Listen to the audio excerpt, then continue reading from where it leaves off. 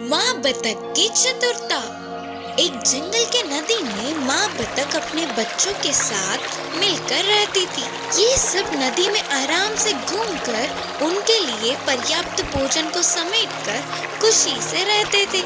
एक दिन सबसे छोटी बतख ने अपनी माँ से कहा, माँ, हमने आज तक इस जंगल का सैर नहीं किया, सिर्फ एक बार हमें अपने साथ ले जाकर दिखाओ ना, करके पूछी। इसके लिए माँ बतख के मानने पर अगले दिन ही जंगल का सैर करने की सोची। जैसे सोचा था बिल्कुल वैसे ही अगले दिन सुबह ही माँ बतख ने अपने बच्चों के साथ नदी से बाहर निकलकर जंगल की ओर चल पड़े। ऐसे बतख के सारे बच्चे खुशी से झूमते हुए माँ के पीछे पीछे चल पड़े। जंगल में थोड़ी दूर जाते ही माँ बतख को बस थोड़ी ही दूर में एक भेड़िया दिखा। अपने बच्चों से कहा, बच्चों, दूर से वह भेड़िया इसी तरफ आ रही है, तुम सभी फौरन पास के नदी में चले जाओ, करके धीमी आवाज में बोली।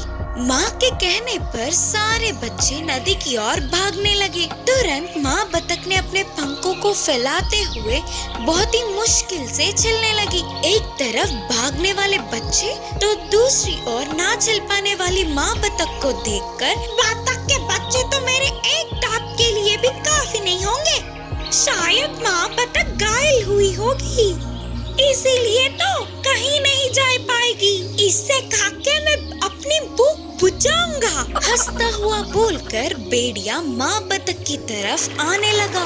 इतने में सारे बतख के बच्चे नदी में चले गए। यह देखने वाली माँ बतख ने अपने पंखों को सीधा करके एक ऊंची उड़ान भरी और नदी के बीच जाकर बैठ गई। माँ बतख को देख सारे बच्चे खुशी से उछल पड़े। एक झटके में घटित घटनाओं से भेड़िया चौंक गया और सोचने लगा कि अरे, ऐसे हाथ लगे बतख अपने बच्चों के साथ साथ बच के निकल गई।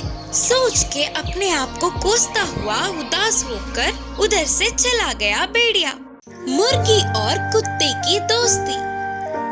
एक गांव में मुर्गी और कुत्ता थे। उन दोनों के मालिक एक ही होने पर दोनों के बीच अच्छी दोस्ती हुई। वो दोनों गांव में साथ ही घूमते थे और साथ ही खाना भी खाते थे। उनकी दोस्ती को देख गांव के बाकी के पशु पक्षी चौंक जाते थे। एक दिन मुर्गी और कुत्ता पास के जंगल में घूमने गए और जंगल में बहुत देर तक मजे से घूमे। जंगल को पहली बार देखने पर उन दोनों को बहुत खुशी मिली। ऐसे मजे में सब कुछ भूलकर जा रहे थे तो शाम ढल गई। तब मुर्गी ने कहा, अरे रे, रात हो गई, हमने तो ध्यान ही नहीं दिया। अब हम क्या करेंगे? अगर जंगली जानवर आएंगे तो हम क्या करें? सोचकर मुर्गी चतुरता से एक पेड़ के डाल पर चढ़ के बैठ गई और कुत्ता पेड़ के छाल में छुप गया।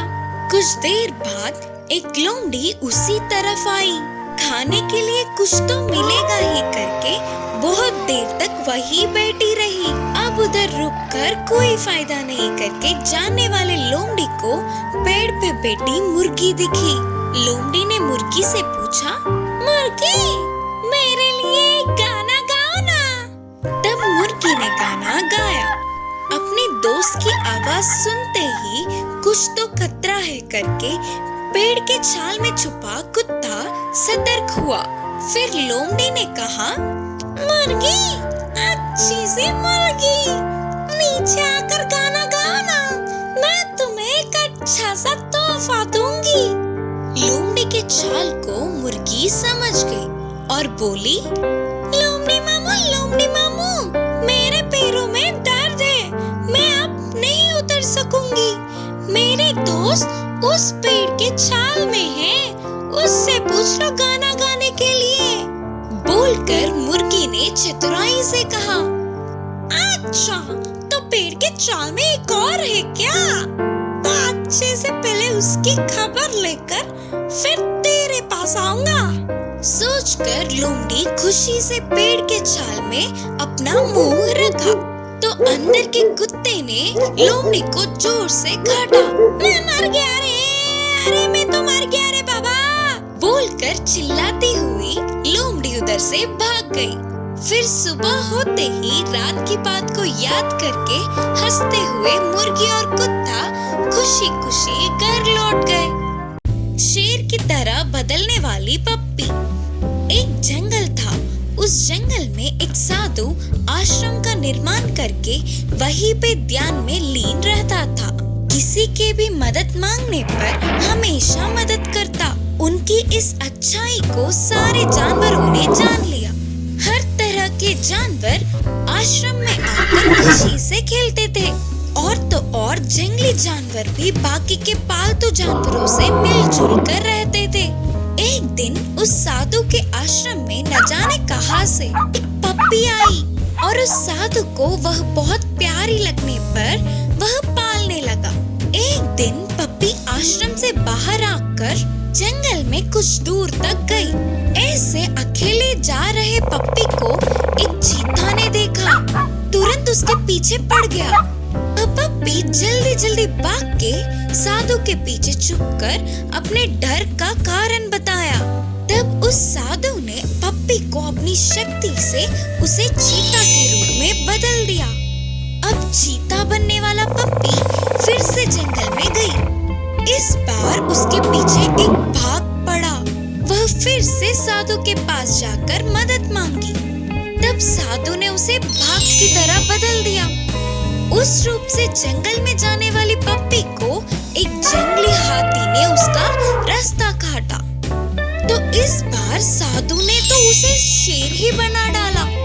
महाराज शेर के रूप में बदलने वाली पप्पी को घमंड आया और उसने जंगल के सभी जानवरों को नीचा दिखाया। और तो और छोटे छोटे जानवरों को भी हानि पहुंचाया। उसके आने की भनक से ही सारे जानवर भाग जाते थे। आखिर में शेर बनने वाला पप्पी साधु को ही मारना चाहा। यह बात अपनी तपस्वी शक्ति से जानने वाला साधु उसे फिर से पहले की पप्पी की तरह बदल दिया और तुरंत उसे आश्रम से भी भगा दिया। इस कहानी से हमें यह सीख मिलती है कि हमारी भलाई चाहने वालों की बुराई हमारा ही नष्ट होगा। किस्मत बदलने वाला प्यार और दया। ये बहुत पहले समय की बात है। एक साधु जंगल के नदी के पास आश्रम का निर्माण करके रहता था। उनके कई शिष्य थे। वे सभी वहीं रहकर गुरुजी से विद्या का अध्ययन करते थे। वे विद्या के साथ साथ अच्छे अच्छे सीख भी देते थे। उस साधु के सभी शक्तियों में से एक अद्भुत शक्ति था कि वे मनुष्यों की किस्मत जान सकते थे। उन शिष्यों में एक 10 साल का बच्चा भी था। एक दिन साधु ने उस बच्चे की शक्ल को देखा तो उन्हें उसकी भविष्य का पता चल गया। उस बच्चे की आयुष्य पूरा होने को था और बस कुछ ही दिनों में वह मरने वाला था। गुरुजी को उस बच्चे को देखकर बहुत दुख हो रहा था। वह बहुत ही अच्छा बच्चा था। ऊपर से सब कुछ एक ही बार में याद करने वाला था। न जाने क्यों अच्छे को ही वह भगवान जल्दी अपने पास बुला लेता है करके सोचता हुआ अंदर ही अंदर रोने लगा। मरने से पहले वह बच्चा अपने माँ बाप के पास होगा तो ठीक होगा करके उन्हें लगा। इसीलिए साधु ने उस बच्चे को बुलाकर कहा, बेटा अब थोड़े दिनों के लिए छुट्टी लेकर अपने घर जाओ। जितने चाहे उतने दिन अपने माता पिता के साथ खुशी से बिताना। वापस आने की कोई जल्दबाजी मत करना करके समझाते हुए घर भेजा। विद्या को बीच में छोड़ के जाना नापसंद होने पर भी गुरुजी के कहने पर उन्हें ना बोल पाते हुए बच्चा घर लौटने लगा। रोज रोज भारी हो रहे थे। शिष्यों को विद्या बोध करने पर भी वह साधु उसी बच्चे को याद कर कर दुखी होते थे।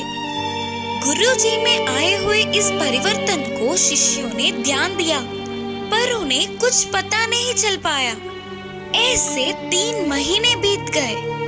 गुरुजी ने सोचा कि वह बच्चा तो मर गया होगा। अचानक एक दिन साधु पहाड़ी पे बैठकर नीचे देख के चौंक गए, क्योंकि वह बच्चा वापस आश्रम आता दिखा। पहाड़ी के ऊपर पहुंचने के बाद उस बच्चे की शक्ल को देखने पर अब वो अपना पूरा जीवन बूढ़ा होने तक जिंदा होगा करके उन्हें पता चल गया। क्या ये संभव है? क्या करने पर इसकी किस्मत इतनी बदल गई? करके सोचते हुए आश्चर्य हुए और पूछा, बेटा, तेरे इधर से जाने के बाद क्या क्या हुआ, पूरा बताना। करके अपने शिष्य से पूछे।